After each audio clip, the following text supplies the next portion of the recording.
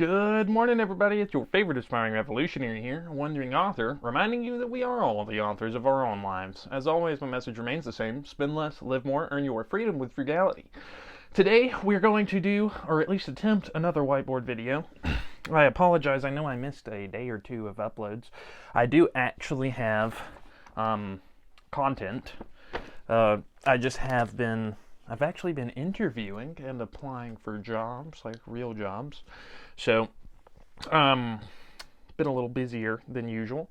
Now, I do have, all of the jobs I've been interviewing for have basically been in the direct sales, outside sales, that is to say door knocking, or at the very least involves some level of knocking. So, what are we talking about today? We're talking about greatness of soul, which is, or magnanimitas, in English, magnanimity. I think greatness of soul kind of more clearly communicates what this virtue is, but again, this is from Aristotle's book, the Nicomachean Ethics, where he goes over, like, what does it take to be a good person? So, what is greatness of soul? It's literally the virtue associated with a person that both claims and deserves much. So, literally, and we can conceptualize this with a quote from Aristotle where he says, "He who claims much without deserving it is foolish, but no one of moral excellence is foolish or senseless. He who deserves little and claims little is modest or temperate, but not great-souled." So this is something that I've actually struggled with a lot in my life, which is if you're truly a good person, then you've got to be willing to claim things. You've got to, feel like you yourself actually deserve certain things. And if you don't, Aristotle actually calls that being small-souled. And here's a good quote about being small-souled. "He that claims," actually I have it on here, "the small-souled man deprives himself of the good things that he deserves.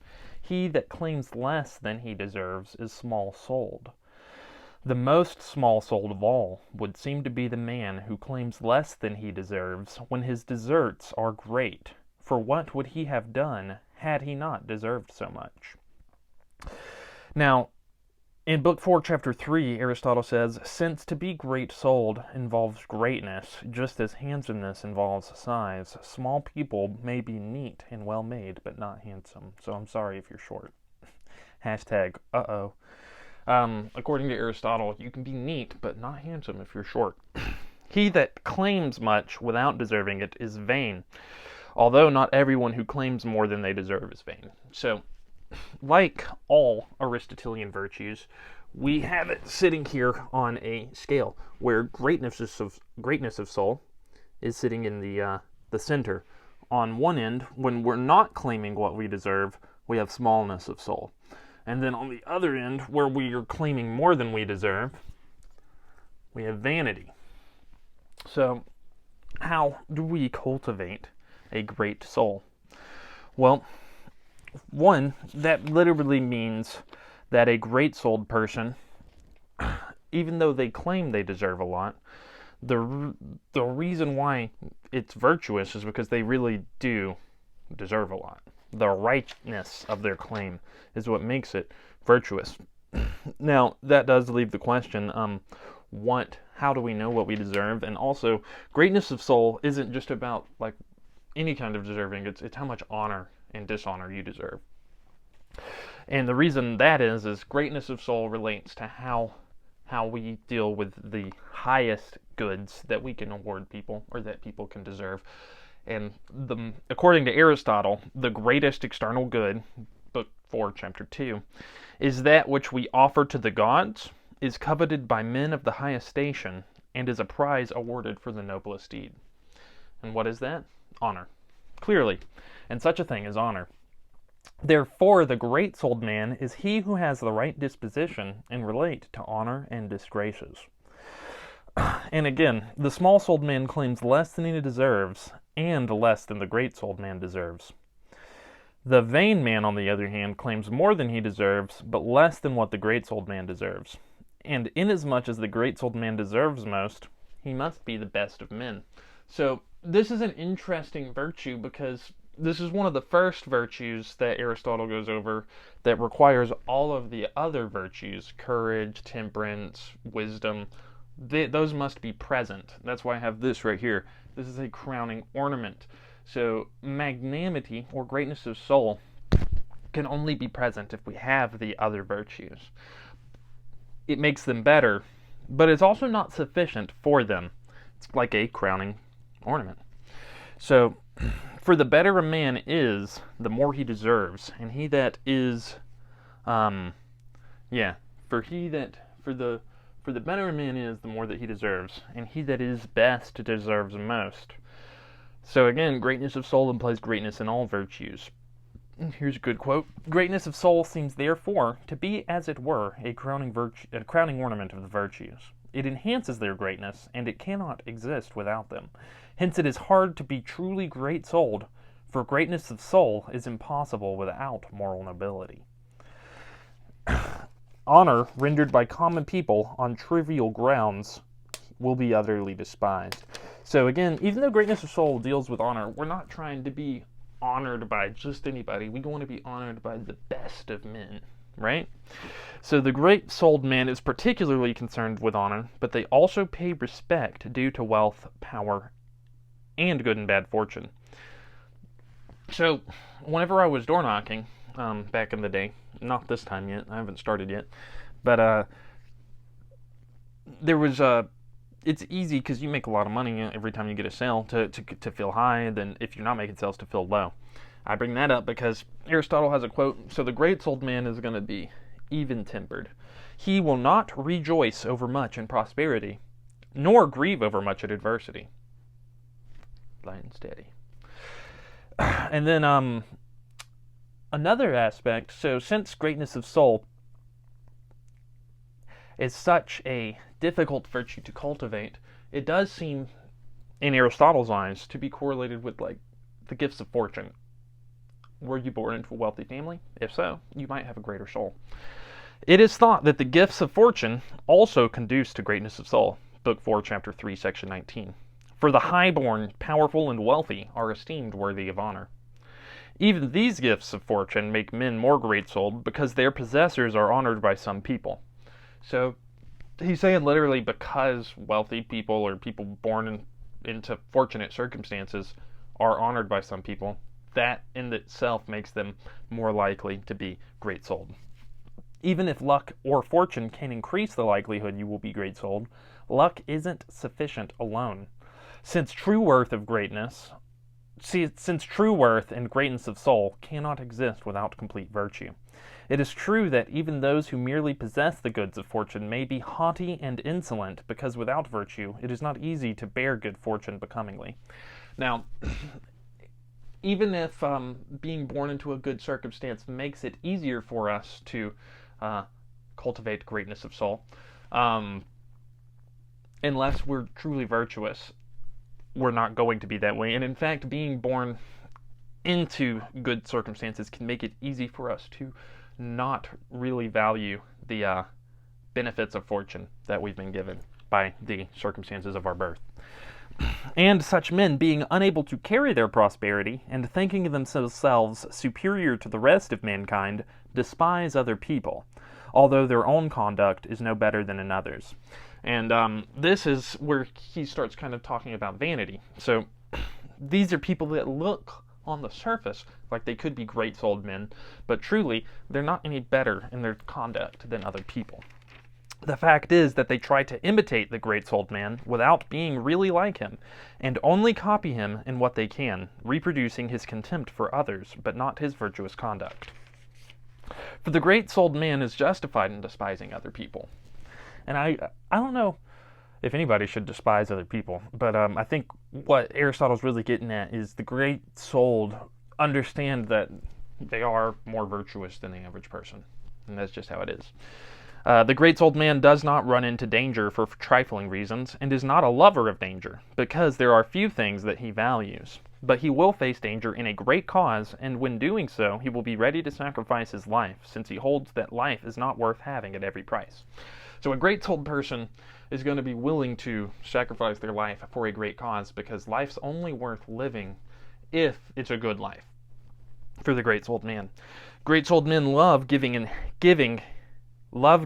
hate receiving, because giving is a sign of superiority. This is something that I've been like much of my life. I've always given more help than I've asked for, generally. Sometimes at my own detriment, often at my own detriment. He returns a service done to him with interest.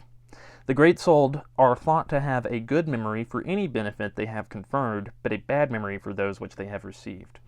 And that's, if you're somebody who hates asking for help, you might be great-souled. And then he also goes on to say, it is also characteristic of the great-souled man never to ask help from others, or only with reluctance, but to render aid willingly, and to be haughty towards men of position and fortune, but courteous towards those of moderate station, because it is difficult and distinguished to be superior to the great. So, what he's saying is, truly great-souled people they're going to be those kind of people that are nice to the waiter, but the really rich dude, they're not going to necessarily act like he's better than them, but a great-souled guy's not going to act like that rich guy is better than him, right? They're of equal station. Great-souled men are also not led by the crowd. He will not compete for the common objects of ambition. Let's see, right here. He will not compete for the common objects of ambition. Great-souled men wear their hearts on their sleeves, too. He must be both open in love and in hate, since concealment shows timidity, and care more for the truth than for what people think. And, we're almost done here. Another aspect that makes somebody great-souled is they are the arbiter of their own destiny.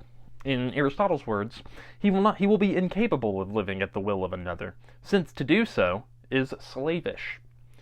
He is not prone to admiration, since nothing is great to him. He does not bear a grudge, for it is not the mark of greatness of soul to recall things against people.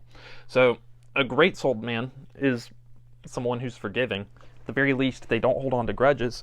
And also, they're not overawed. Like, if they see something impressive, they recognize that they don't need to be, like, struck by admiration.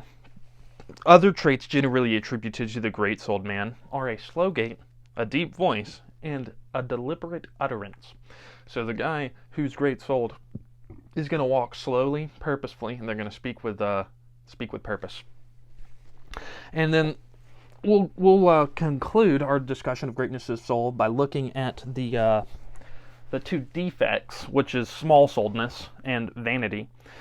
Now, Aristotle does clarify, with vanity and with small-souledness, these are not as bad as some of the other negative traits that we've discussed, like cowardice. They're not vicious, since they don't hurt other people, but they are mistaken viewpoints. And we went over this earlier in the video, but the small-souled man deprives himself of the good things that he deserves. And his failure to claim good things make it seem that he has something bad about him, and also that he does not know himself. So a great-souled person understands that they're worthy, that they deserve things, and not only that they deserve things, but that they deserve good things, even great things. A small-souled person is somebody who really does deserve things, but they don't recognize it themselves. In other words, they have low self-esteem. I have struggled with that throughout my life, on and off, for sure. Less so lately. People argue, if he deserved any good, he would try to obtain it. So a small-souled person, somebody who does deserve good stuff, but they don't go after it, from another person's perspective, people, especially if they look at you and they're like, that guy looks like he deserves things, why isn't he going after him? Literally, what other people are going to think, if you really do deserve goodness, but you're not chasing after it, they're going to think something's wrong with you. And I've been victim of that before. Again, all you really got to do is realize that you deserve stuff. You do deserve stuff. Men's ambitions show what they are worth. So if your ambitions are not that high, it's saying to the world that you don't have much worth. And if they hold aloof from noble enterprises and pursuits, and forego the good things of life, presumably they think they are not worthy of them. If you don't go after the good stuff of life, other people are going to think that you're not worth the good things of life. And that's, in that, according to Aristotle, the small-souled man lacks self-knowledge. So what it is you don't understand how good you really are. You're better than you think. Now, let's look at the other side. There are plenty of people out there that should have great souls, but they're acting small-souled. As in, they deserve plenty, but they're not going after what they deserve. On the other hand, the vain are people that claim more than they deserve. And I'm sure we've all seen somebody who is a little braggadocious or boastful. They claim they deserve more than they do, or more than they've earned. The vain are foolish persons who are deficient in self-knowledge and expose this deficit. They undertake honorable responsibilities for which they are not worthy, and then are found out. So they try to do impressive things, but they fail at them. They want people to know how well off they are, imagining that this will make them respected. So they'll try to show off their money and stuff. Smallness of soul is more opposed than vanity to greatness of soul, being both more prevalent and worse.